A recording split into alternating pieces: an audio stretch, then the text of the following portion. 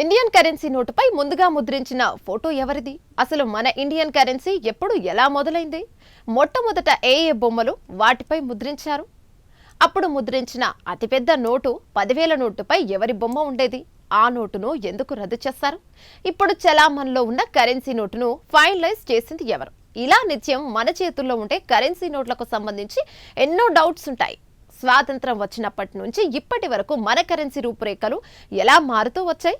Reserve bank of India ఇప్పటికీ currency ముద్రించడానికి ఎలాంటి rules ను ఫాలో అవుతుంది? Let's watch. డాలర్తో పోల్చి చూస్తే మన రూపాయి విలువ పడిపోతుందని కొన్నాళ్ళుగా చర్చ నడుస్తూనే ఉంది. ఇక మరోవైపు కరెన్సీ నోట్లు తీసుకొని ఈ మధ్య అధికార ప్రతిపక్షాల మధ్య హాట్ చర్చ కూడా జరిగింది. ఆ సందర్భంలో ఢిల్లీ సీఎం కేజ్రీవాల్ కరెన్సీ నోట్లపై లక్ష్మీదేవి గణపతి బొమ్మలు ముద్రిస్తే మన దేశం సుసంపన్నమవుతోందని కామెంట్స్ చేయడం పెద్ద రాజకీయ దుమారాన్ని రేపింది. కాంగ్రెస్ నేతలు అంబేద్కర్ బొమ్మ ముద్రించాలని అంటే ఇంకొందరు జీసస్ అల్లా బొమ్మలు ప్రింట్ చేయాలని డిమాండ్ చేస్తారు. కానీ ఆర్బీఐ మాత్రం కరెన్సీ నోట్ల ముద్రణలో ఎలాంటి మార్పులు ఉండవని కరాఖండిగా చెప్పడం ఆ వివాదం అక్కడితో సమసిపోయింది. ఇక ఈ క్రమంలోనే అసలు మన ఇండియన్ కరెన్సీ ఎప్పుడు ఎలా మొదలైంది? మొట్టమొదట ఏ బొమ్మలు వాటిపై ముద్రించారు? ఇప్పుడు చలామణిలో ఉన్న కరెన్సీ నోటును ఫైనలైజ్ చేసిందెవరు? ఇలాంటి అంశాలు ఆసక్తికరంగా మారాయి. అయితే మనకు స్వాతంత్రం రాకముందు నుంచి reserve bank of India currency నోట్లను ముద్రిస్తోంది. మొట్టమొదటిసారి 1938లో ₹5 నోటును ఆర్బీఐ ప్రవేశపెట్టింది. ఆ సమయంలో బ్రిటన్ రాజైన కింగ్ జార్జ్ 6th ఫోటోను ఆ కరెన్సీ నోటుపై ముద్రించింది. ఆ తర్వాత క్రమంగా ₹10, ₹100, ₹1000, ₹10,000 నోట్లు ముద్రించింది. ఇక బ్రిటిష్ కాలంలో ఈ నగదు బాగా చెలామణైంది. స్వాతంత్రం వచ్చాక కూడా కొన్నాళ్ల పాటు ఇవి చెల్లుబాటయ్యాయి. అయితే క్రమంగా వీటి డిజైన్లో మార్పులు చేర్పులు జరిగాయి. భారత్కు స్వాతంత్రం వచ్చాక ఇండియన్ రూపీ రూపురేఖలు పూర్తిగా మారిపోయాయి. అతిపెద్ద మార్పు మాత్రం 1949లో జరిగింది. బ్రిటిష్ కింగ్ జార్జ్ 6th ఫోటోను తొలగించిన ఆర్బీఐ ఆ స్థానంలో జాతీయ చిహ్నమైన అశోక చక్రాన్ని ముద్రించింది.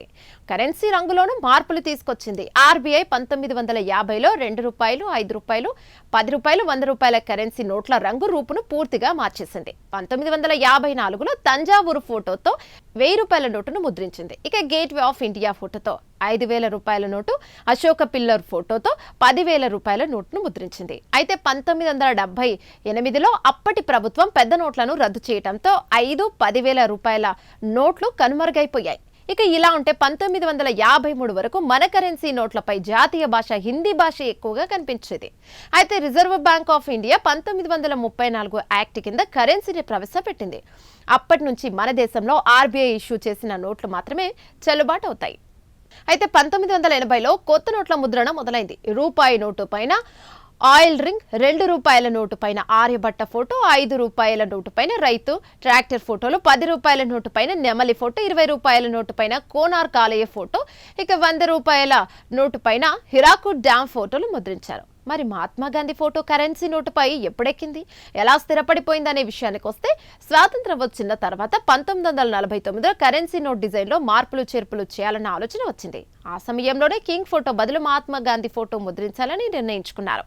ఇది దృష్టిలో ఉంచుకొని కొత్త కరెన్సీ నోటును డిజైన్ చేశారు. దీంతో 1969లో ఫస్ట్ టైం మహాత్మా గాంధీజీ ఫోటోతో కరెన్సీ ముద్రణ మొదలైంది. మొట్టమొదటగా ₹100 నోటు పైన గాంధీ బొమ్మ ముద్రించారు.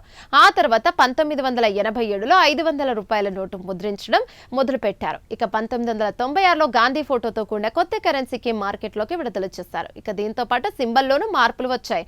ఎన్నో ఏళ్లుగా ఇండియన్ కరెన్సీని సూచించే సింబల్ ని 2011లో మార్చారు. కొత్త రూపీ సింబల్ ను ప్రవేశపెట్టారు. 2015లో కరెన్సీలో మరికొన్ని మార్పులు చేర్పులు చేసి విడుదల చేశారు. అయితే దాదాపుగా అన్ని కరెన్సీ నోట్లపై గాంధీ బొమ్మే ముద్రిస్తుంది ఆర్బీఐ. అలా ఇండియన్ కరెన్సీ ప్రస్థానం కొనసాగింది.